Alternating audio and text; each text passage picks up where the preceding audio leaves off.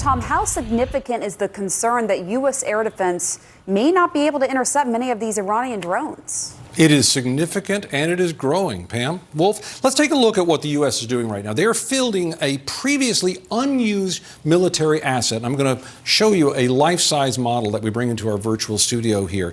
This is the Lucas drone, low-cost unmanned combat attack system. It is, as you can see, about 10 feet long, about an 8-foot wingspan. It weighs about 180 pounds. It's powered by a propeller back there, which means very low heat signature, hard to track, and up front it can carry about 40 pounds of high explosives. It is also, interestingly, based upon a clone of an Iranian drone, the Shahed 136 kamikaze. The Iranians have been working on this for years. The U.S. got a hold of one. They had engineers take it apart and say, let's build a better version of it. That's what they have done. And yet the Iranians continue to rely on this and many other types of drones. But this one in particular, they rely on for several reasons. One, compared to a missile, which requires a great big launch platform that can be targeted and taken out, and then the missiles are no longer useful. This can be launched from the back of a truck, from the middle of a field, from a boat, compared to a missile, which requires a big production facility, which also can be targeted and destroyed. These can be made in many covert locations all over that are hard to track down. And compared to a missile, which will cost at least $1 million, sometimes several million, this is cheap, only about $20,000 per unit.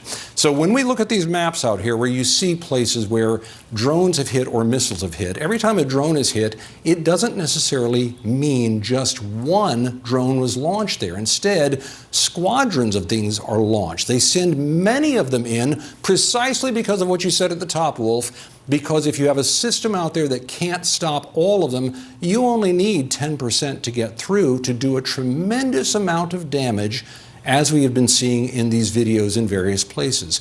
One of the concerns here is also that the cost of the systems to stop these is higher than the cost of the drones.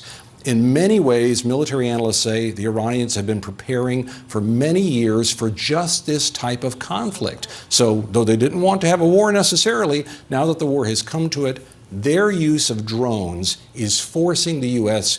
to fight a type of battle that the Iranians would prefer, even as the U.S. tries to turn that weapon back against them. What we're seeing play out here is essentially a war of attrition. It's the ability of the Iranians to launch missiles and drones versus the supply of U.S. and Israeli interceptors that can knock them out. Now, President Trump said a couple of days ago, and rather absurdly, that there's an unlimited supply of missiles and interceptors and munitions, and that's simply not the case. But there are some signs that the Iranians had a lot of capabilities, but it's definitely being degraded. I mean, on the first day, they launched 350 missiles. On the second day, 175. On the third, it looks like about 125, and only 50 yesterday. So there's definite signs that they're being degraded. The other thing that they're working on is the launchers, the missile launchers. They started the war with perhaps 450.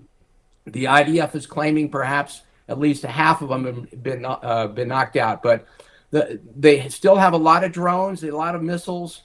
The drones can be very, very dangerous, and we've seen play out in Ukraine. Yeah. Of course, the Iranians are providing a lot of drones to the Russians, so it's probably going to evolve into a war of attrition. The ability of the Iranians to continue to mount attacks using their missiles, what's left of them, and their drones, and the United States racing against time to try to knock out their capabilities to deliver those munitions. Two sources have also told CNN that at least one of America's Gulf allies is already running low on crucial interceptor munitions. Let's bring in Haley Britsky, joining us live again out of Washington. So one of the issues, Haley, with these Shahed attack drones that Iran is using is that they're designed to fly low and slow, which allows them essentially to evade air defenses. Walk us through it and walk us through what sort of options the U.S. has to be able to counter that.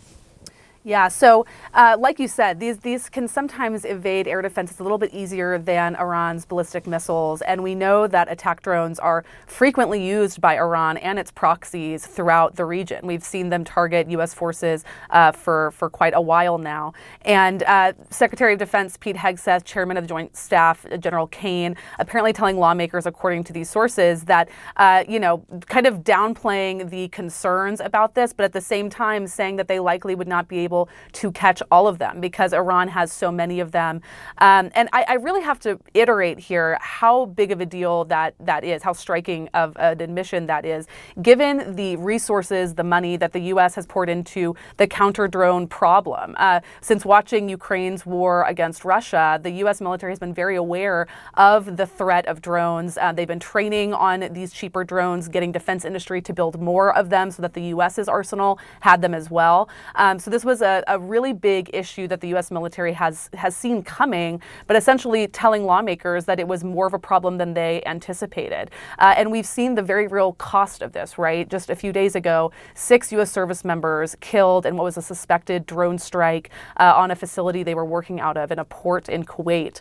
So these have very real consequences, and it certainly raises a lot of questions about how the U.S. military can better protect their forces against these kinds of drones, how what systems would be better to shoot them down. We saw for weeks leading up to this operation, air defense capabilities being flowed into the Middle East, more forces, more air defenses certainly coming in the next coming days.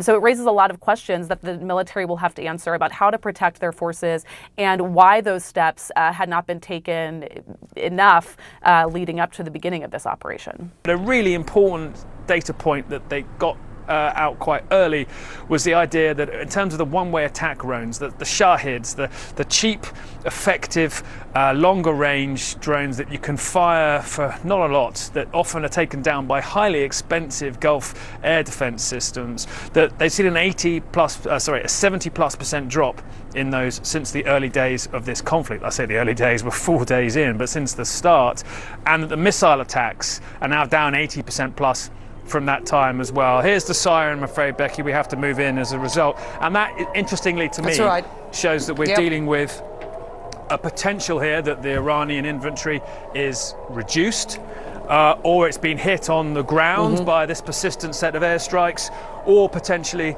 that they're conserving what they do still have in order to be able to protract this conflict over a number of days. But it gives you a slight sense of the timeline, really, of what the limits on Iran might be, how the US is perceiving that. And then we had this other change they talked about as well. Let me just guide my cameraman, Luis, through here.